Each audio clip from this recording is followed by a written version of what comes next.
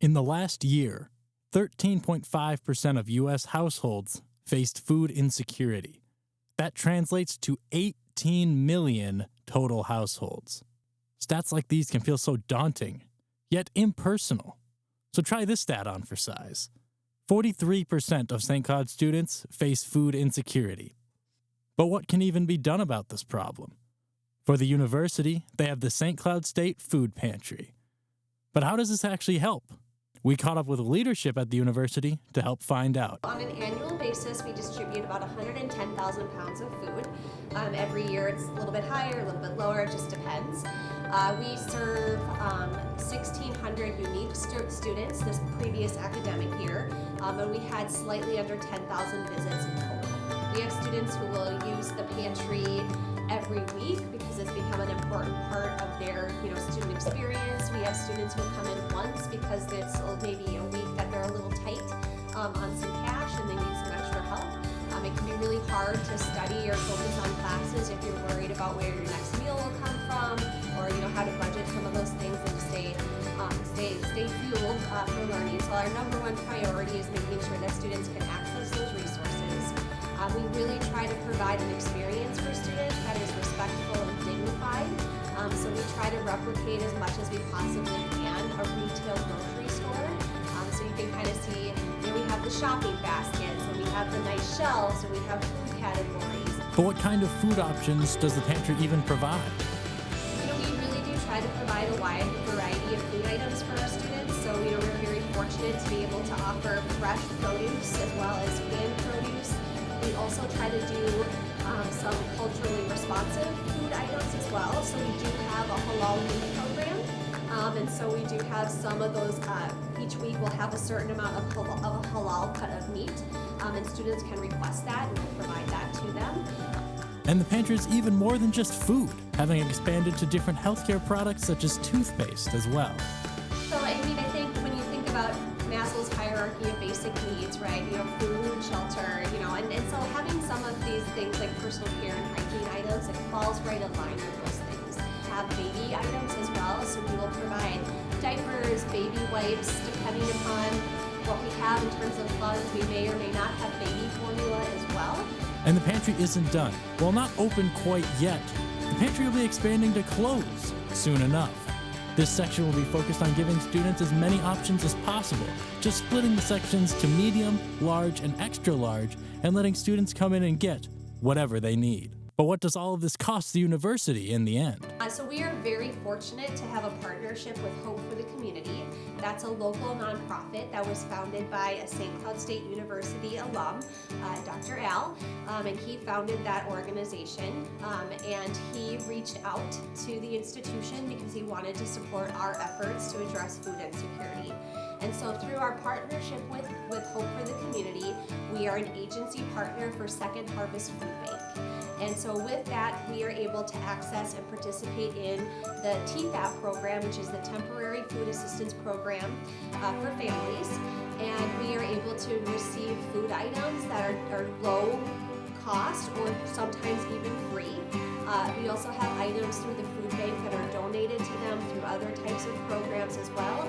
And then we are also able to purchase bulk food items through them at a lower cost. A shipment, like a larger shipment, say like a 5,000 or 6,000 pound shipment of food, depending upon what's available or what they might have, can somewhere cost sometimes $500 for the week. We have about $10,000 allocated for the year to spend on the pantry. But again, all of those are dollars that are part of our partnership with Hope for the Community, or their financial contributions from alumni, faculty, staff. Part of the magic of the pantry is also its workers, which help create a welcoming environment for all the shoppers. Honestly, there's not much that I dislike about my job, honestly. I would say one of my favorite parts is definitely getting to know more of the people, like the campus body overall, and just being able to help out as much as I can and be a part of something big on the community. I believe it's needed just to support the people who need it the most, and it's available for anyone to come to the pantry, so I think that's very cool, and a lot of people don't recognize that. But I think it's important just to know that everyone matters and that everyone deserves food. It's just a basic need, in my opinion. It's these workers that make what can be a chaotic experience behind the scenes appear to be running as smooth as butter. I think the pantry is a consistent labor of love.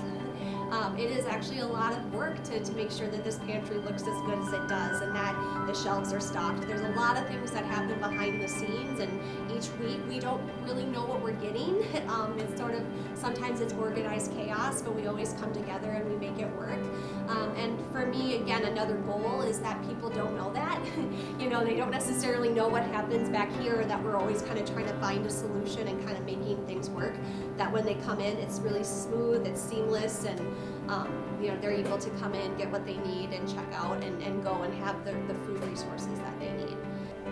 On Mondays, it tends to be a little less busy for us, but we just try to stock as much as we can and try to just do odd jobs that we won't really have much time to on Wednesdays, because Wednesdays are busier days. So on Wednesdays we get our shipments, so we basically just have to get the shipments in and basically stock up the pantry as much as we can and prepare for the rush of people that come in during the pantry hours. Of course, all of this is for the students, and from the student body, the reviews are in. It's a really good shopping experience. I mean, you basically, once you get in there, even if you're looking at everything reasonably, you'll be done in 5 minutes. So, they do a good job of regulating how many people go in, so you never feel overwhelmed in there. Even recently, they're adding in more signs limiting certain items, so there's less issues with shortages and stuff. Everything seems to be in stock. I have plenty of memories in the food pantry. By far my favorite was 2 weeks in a row walking out with a little over 15 pounds of Celsius back when it was unlimited. Unfortunately now, possibly because of people like me, there's a limit to only 3 cans. But I mean, 3 cans of Celsius, that adds up quick. I mean, even that once a week, I really appreciate that they do that. Just kind of helps out being able to at least get, protein taken care of. We get a lot of chicken and stuff there. It helps us bring down our cost for meal planning, and just good service to have on campus. And it's very open to everybody too. I really appreciate that they don't push based off your living conditions, whether or not you can actually go to the food shelf. You could literally say, I just want a single can of Celsius energy drink, and you could go there and they won't even bat an eye. Regardless of your needs, there's no harm in not checking it out. And so success looks like having a space where students know that they can come, they're not going to feel judged, and they're going to be supported, and they can come and shop and have a really great experience doing so. With that bar for success, the food pantry is primed to continue to help students for years to come.